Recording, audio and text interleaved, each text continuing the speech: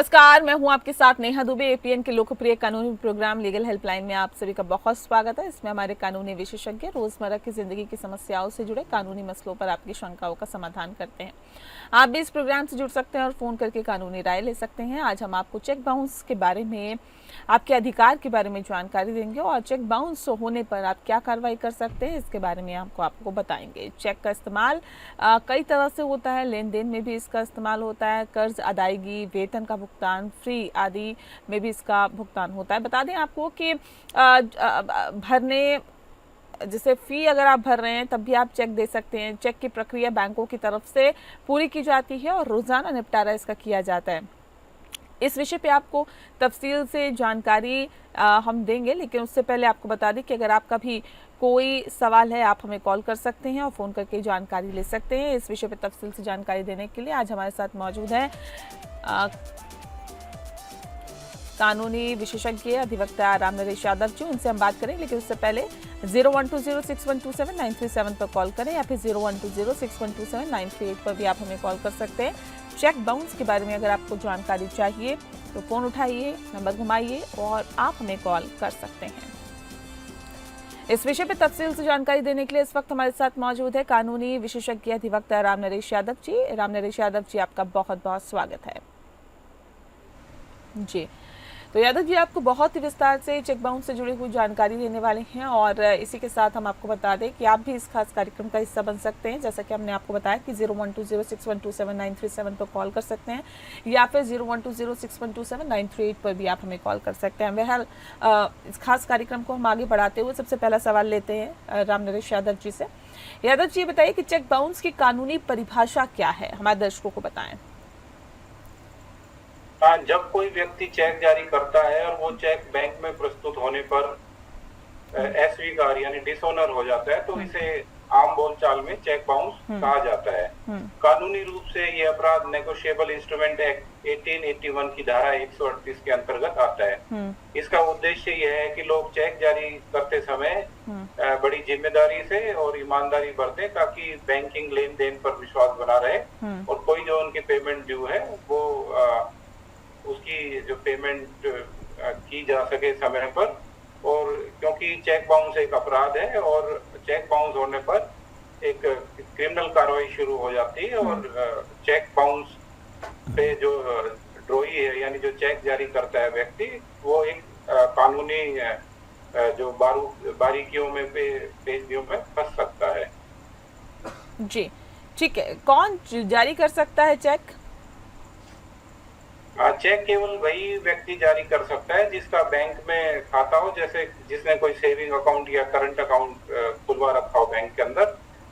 जैसे कोई भी व्यक्ति partnership firm, private limited company या पब्लिक लिमिटेड कंपनी या सोसाइटी, ये सभी चेक जारी कर सकते हैं। लेकिन कोई नाबालिग, कोई दिवालिया घोषित व्यक्ति, मानसिक रूप से अयोग्य व्यक्ति कानूनन जो वैलिड चेक जारी नहीं कर सकते। जी, नेगोशिएबल इंस्ट्रूमेंट एक्ट क्या होता है इसमें? न्याय जी, ये अधिनियम भारत में promissory notes, bills of exchange और चेक जैसे दस्तावेजों को नियंत्रित करने का एक कानून है। इस कानून का मकसद जो व्यापारिक और बैंकिंग व्यवहार है उनको एक सुरक्षित और भरोसेमंद बनाना है। इसकी धारा 138 से 142 विशेष रूप से जो चेक बाउंस के मामले हैं उनके लिए लागू होती है। उदाहरण के तौर पे हम कहें तो यदि किसी ने कोई चेक जारी किया और वह बाउंस हो गया तो कानून मानता है कि यह एक कानूनी देनदारी यानी उसका एक लीगली इन्फोर्सेबल डेट था जिसकी अदायगी से बचने के लिए उसने चेक दिया और फिर वो बाउंस हो जाता है तो वो एक क्रिमिनल ऑफेंस की कैटेगरी में आता है। जी, किन हालातों में चेक बाउंस होता है सर? जैसे किसी के खाते में पर्याप्त बैलेंस ना हो, सफिशिएंट फंड न होने की वजह से भी चेक बाउंस होता है। दूसरा, अगर किसी ने चेक देने के बाद खाता बंद कर दिया होता है तो खाता बंद होने पर भी चेक बाउंस की कैटेगरी में आता है। अगर किसी ने चेक दिया है और उस चेक की स्टॉप पेमेंट कर दी है जानबूझकर या किसी भी वजह से, तो स्टॉप पेमेंट का जो निर्देश देना भी चेक बाउंस की कैटेगरी में आता है। अगर किसी के हस्ताक्षर कुछ है और वो कुछ और हस्ताक्षर उस पे करता है चेक पे, तो वो जो हस्ताक्षर का मेल न खाना भी चेक बाउंस की कैटेगरी में आता है। चेक की वैलिडिटी अगर 3 महीने में जैसे वैलिडिटी होती है चेक की, अगर वो वैलिडिटी समाप्त हो गई है तब भी चेक बाउंस हो जाता है। चेक पर कोई कटिंग या ओवरराइटिंग या कोई टेक्निकल कोई त्रुटि होती है, उस स्थिति में भी चेक बाउंस हो जाता है, या बैंक द्वारा किसी अन्य तकनीकी कारण से चेक को स्वीकार नहीं करना भी चेक बाउंस की कैटेगरी में आता है। तो ये सब जो हालात है जिसकी वजह से चेक बाउंस होता है। जी जी नहीं, ठीक है। क्या भुगतान रोकना या खाता बंद करना 138 NI अधिनियम के अंतर्गत आता है? हाँ बिल्कुल, भुगतान रोकना या खाता बंद करना भी 138 की कैटेगरी में आता है। यदि कोई व्यक्ति जानबूझकर भुगतान को रोक देते हैं या खाता बंद कर दिया जाता है, तो ये भी धारा 138 के तहत एक अपराध है।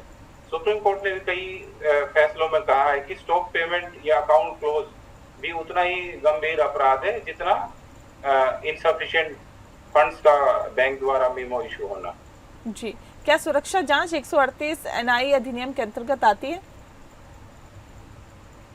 अगर कोई सिक्योरिटी चेक यानी कोई सिक्योरिटी चेक देता है, तो अगर कोई सिक्योरिटी चेक किसी वास्तविक लेन देन या देनदारी की अदायगी के लिए प्रयोग किया जाता है, तो उस पर भी धारा 138 लागू होती है। लेकिन अगर कोई वैलिड देनदारी नहीं है, केवल जैसे कई बार होता है कि हम कोई बैंक लोन ले लेते हैं और बैंक का पूरा लोन कंप्लीट होने पे भी बैंक के पास कुछ सिक्योरिटी चेक्स होते हैं, और कुछ खासकर जो प्राइवेट जो फाइनेंस कंपनीज है उनके केसों में देखा गया है कि वो उन चेक्स को बाद में लगा देते हैं।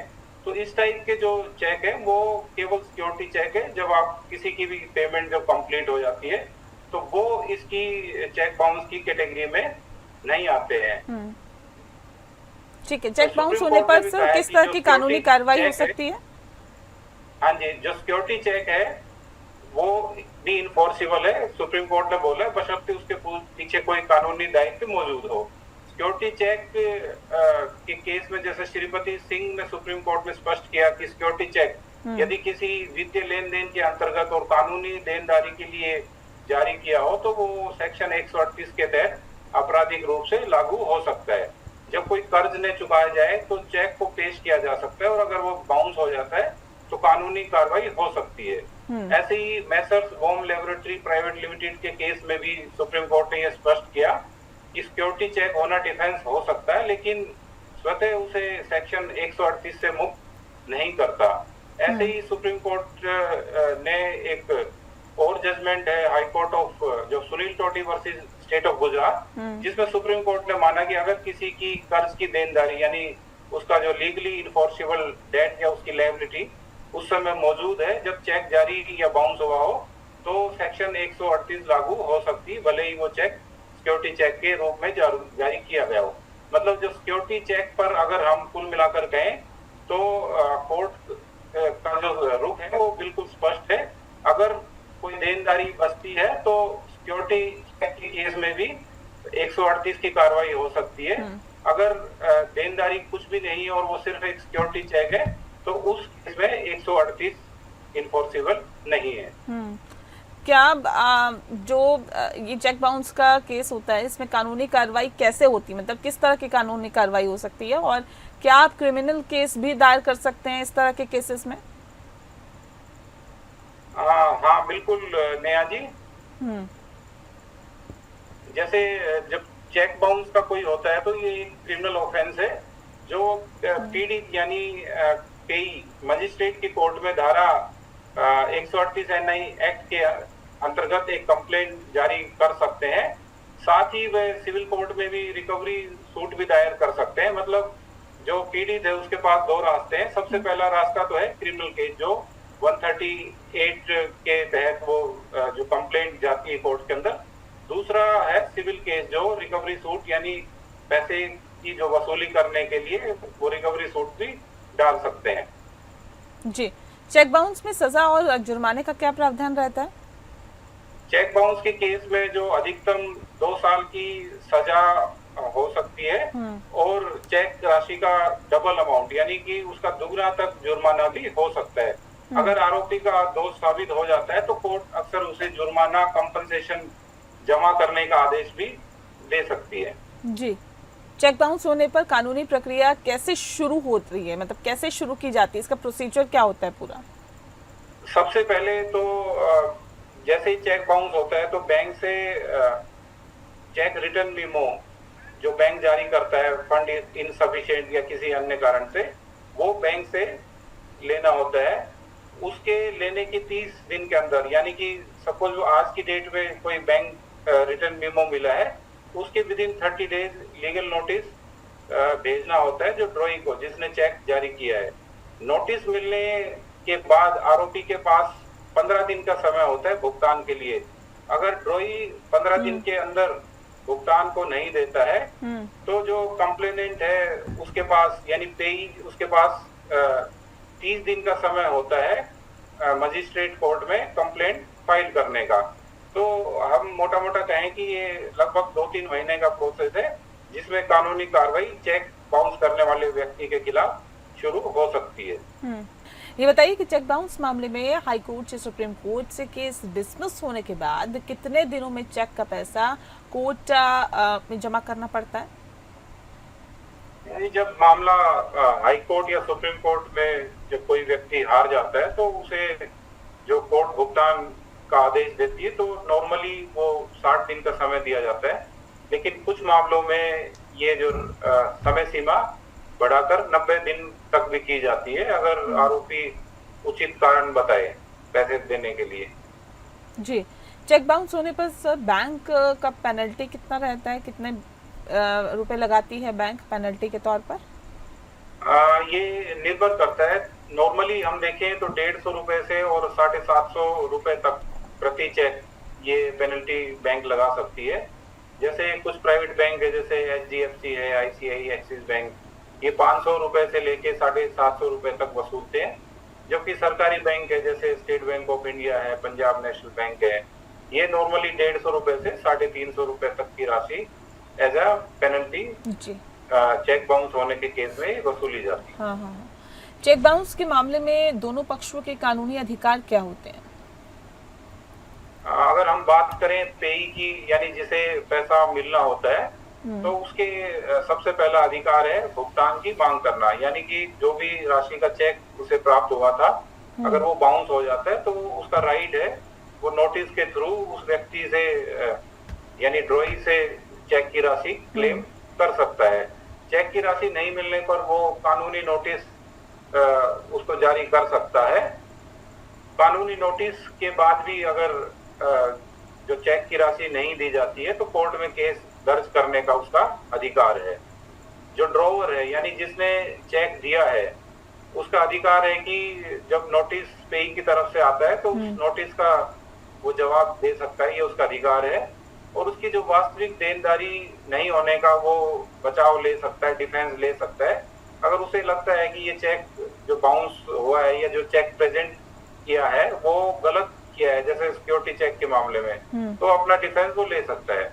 तीसरा जो आरोपी है कोर्ट में अपना ये एविडेंस दे सकता है कि ये चेक जबरन लिया गया था और वह सिक्योरिटी चेक था। तो पेई और ड्रॉवर के अधिकार जो एक्ट के तहत दिए गए हैं जो अलग अलग हैं। जी ठीक है। किन किन दस्तावेजों को अर्जी के साथ लगाना पड़ता है, डॉक्यूमेंट्स कौन सी जरूरत अर्जी के साथ? जी, सबसे पहले तो जो ओरिजिनल चेक, यानी जो चेक बाउंस हुआ है, सबसे पहले तो वो चेक लगता है क्रिमिनल कंप्लेंट के साथ। एक कंप्लेंट दायर होती है मजिस्ट्रेट कोर्ट के अंदर, उसमें हमें ओरिजिनल चेक लगाना होता है। बैंक से जब चेक बाउंस होता है तो बैंक एक रिटर्न मेमो देती है, उस बैंक के रिटर्न मेमो की कॉपी उसके साथ लगती है। जो एडवोकेट द्वारा लीगल नोटिस भेजा जाता है ड्रॉई को, उस लीगल नोटिस की कॉपी उसके साथ लगाई जाती है। जी। लीगल नोटिस भेजने का जो डाक के द्वारा या कोरियर से जैसे भी भेजा है उसका सबूत लगाना होता है कि ड्रॉई को वो लीगल नोटिस जो भेजा गया है प्राप्त हो चुका है, यानी उसकी प्रूफ ऑफ डिलीवरी का जो सबूत है वो हमें लगाना होता है। तीसरा जो शिकायतकर्ता का एफिडेविट, यानी कि जो कंप्लेंट दायर करता है उसका एफिडेविट लगाना अनिवार्य है।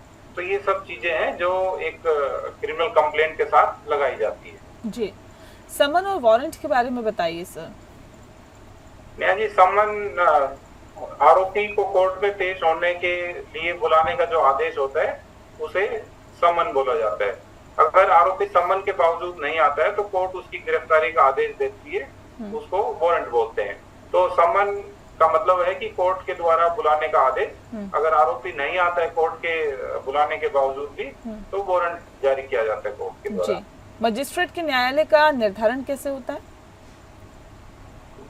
नेहा जी, धारा 142(2) NI एक्ट के अनुसार केस उसी अदालत में चलता है जहां पेई का बैंक यानी जो प्रेजेंटिंग बैंक स्थित हो। जी। पहले ये व्यवस्था थी 2015 से पहले कि दोनों जगह ये केस चलता था। प्रेजेंटिंग बैंक जहां उसकी जुरिस्डिक्शन है वहां पे, और जहां ट्रोई की बैंक है वहां पे वो चलता था। लेकिन अब सिर्फ जहां पेई का बैंक है यानी कि जो प्रेजेंटिंग बैंक है, केस उसी जुरिस्डिक्शन में चलता है। जी, कितनी कोर्ट फीस देनी पड़ती है और क्या कोर्ट फीस की श्रेणी भी होती है? चेक बाउंस के केस में जो नॉर्मली जो ये क्रिमिनल नेचर का है, इसके लिए कोई कोर्ट फीस नहीं लगती है, सिर्फ 2 रुपए की फीस लगती है। वो भी जो उस क्रिमिनल कंप्लेंट के साथ एक एफिडेविट लगता है जी। उसकी वो फीस लगती है 2 रुपए की। जी जी। लेकिन अगर चेक के लिए अगर कोई रिकवरी सूट डालते हैं तो कोर्ट फीस चेक की राशि के अनुसार लगेगी। उदाहरण के तौर पर अगर 5 लाख का सूट है तो अलग अलग जो स्टेट्स हैं, राज्य हैं, उनकी अलग अलग फीस है जो 1 से 7.5% भी है। जैसे हम दिल्ली के केस में अगर कहें कि 5 लाख का सिविल सूट जो रिकवरी सूट डालना है तो वो अमाउंट लगभग 7300 के करीब वो पड़ती है रिकवरी सूट। और अगर सेम 5 लाख की स्थिति में हम यूपी के अंदर डालें तो वो 37 से 38 हजार के बीच में कोर्ट फीस लगती है। तो ये अलग अलग स्टेट की अलग अलग बिल्कुल डिपेंड करता है की जो ड्यूटीज, हाँ जी, तो उसके अनुसार ही कोर्ट फीस लगती है। बहुत शुक्रिया आपका रामनरेश यादव जी, आपने बहुत ही विस्तार से तफसील से जानकारी हमारे दर्शकों तक पहुंचाई। इसके लिए आपका बहुत बहुत शुक्रिया। फिलहाल इस बुलेटिन में इतना ही। नमस्कार।